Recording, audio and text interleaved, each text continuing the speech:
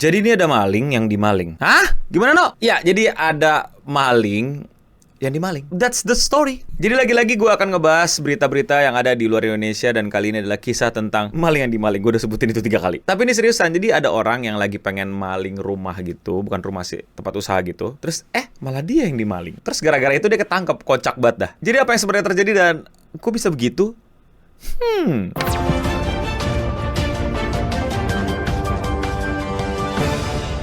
Man arrested as his car was stolen minutes after he robbed a store. Jadi kisahnya gini, ada orang yang emang mau maling. Dia udah berusaha pengen malingin sebuah toko. Dan pada saat dia lagi ngemaling, dia juga dimaling. Seorang pria di Maryland ditangkap setelah melaporkan bahwa mobilnya telah dicuri. Namun polisi justru mengkaitkannya dengan sebuah perampokan yang baru saja terjadi. Kayak gimana, no? Kayak gini videonya.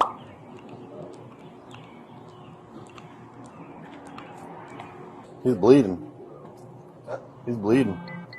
That's blood, isn't it?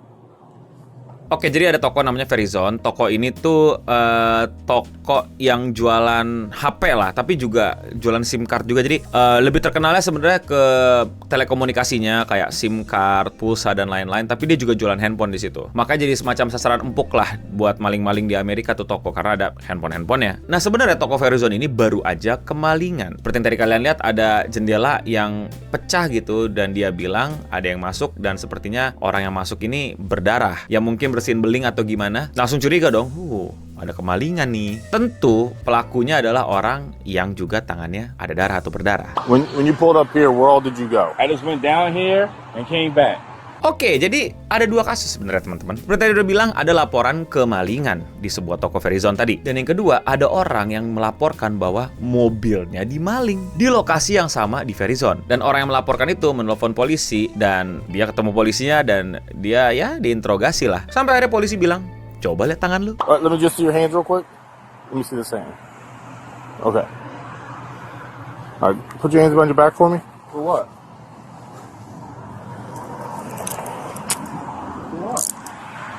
Well, you at that Verizon store because you got blood on your hands and blood on your glasses. Oke, mungkin kalian nggak lihat, tapi tangan orang itu yang sebelah, gue bingung, sebelah kiri kayaknya itu ada darah. Darah bekas apa tuh? Nah, I wasn't at no Verizon store, sir.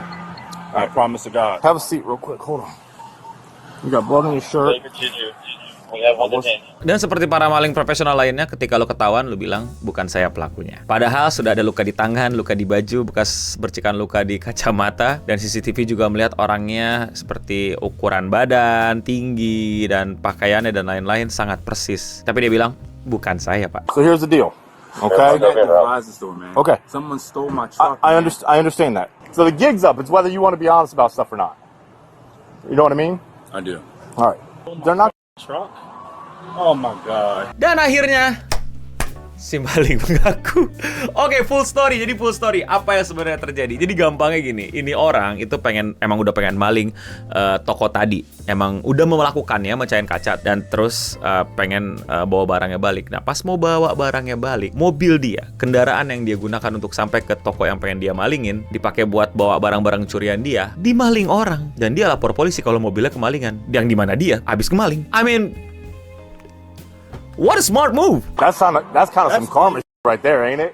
Well, I left the keys in. Yeah, that's some karma right there, dude.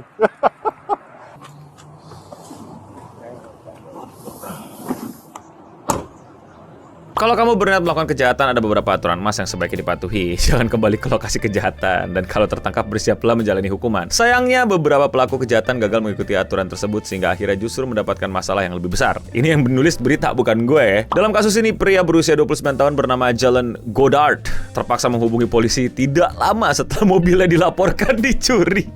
Polisi menemui Goddard di luar sebuah gerai 7-Eleven pada pukul 05.44 pagi, hanya beberapa menit setelah mereka memproses laporan pembobolan di sebuah toko Verizon yang berada tidak jauh dari lokasi tersebut. Pria berumur 29 tahun itu mengatakan kepada polisi bahwa sebelumnya ia berada di McDonald's, namun petugas melihat ada darah di tangannya, dan darah tersebut cocok dengan jejak darah yang ditemui di toko Verizon yang dia bobol. Seaneh itu dan sebizar itu memang yang bisa terjadi dalam hidup ini, terutama kalau di Amerika. Shout out to polisi Amerika yang langsung merespon kejadian perkara. Ada kemalingan, langsung ke sana. Kebetulan malingnya masih di sana. Ditambah malingnya doxing diri sendiri kalau bahasa anak Facebook sekarang ya. Ngasih tahu lokasinya di mana dan ada kejadian mobilnya di maling. Sayangnya dia kurang rapih ya, tempat dia masuk nggak bersih, bukti-bukti berserakan ya, dia apa istilahnya ya, semua bukti mengarah pada dia. Mungkin dia bisa dapat pengurangan hukuman ya, karena jatuhnya menyerahkan diri gak sih? Kalian lah yang bikin channel ini masih terus bisa upload. Dukung channel ini dengan sesimpel menjadi membership. Dengan 10.000 kalian bisa join Sing sama Aristoteles. Kalian bisa dapetin badge yang beda dan emoji-emoji yang aneh pada saat chat kayak gini. Dan di akhir video nama kalian akan keluar kayak begini. Udah ratusan orang jadi member. Kalian kapan? Cara joinnya gimana? Tinggal klik tombol join atau gabung di bawah. Thank you semuanya. Now back to the video. Walaupun seperti yang kita lihat dia sempat denial ya, jadi nggak masuk ya. Bukan gua bang, tapi ujung-ujungnya ya itu gua. Sangat komedi menurut gua. Bahkan polisinya sampai bilang karma kan lo. I don't think it's have anything to do with karma. It's just plain stupid. Seperti yang kalian dengar tadi, dia pas mau maling, dia bawa mobilnya, dia tinggal mobilnya di parkiran dan kuncinya nyantol di situ. Wow. Lu tahu lu tinggal di Amerika, lu tahu, lu aja mau memaling toko yang lu tahu keamanannya selemah itu, dan dengan cerdasnya lu menjadi maling, lu bilang wah di negara ini gampang nih gue maling barang nih, gue tinggal kunci mobil gue pas lagi nyala, pas gue lagi mau maling. Keren. Gue gak mau memberikan sedikit kredit atau bagaimanapun, cuman gue paham mungkin cara berpikirnya seperti wah gue mesti buru-buru nih, jadi mobil mesti nyala, jangan sampai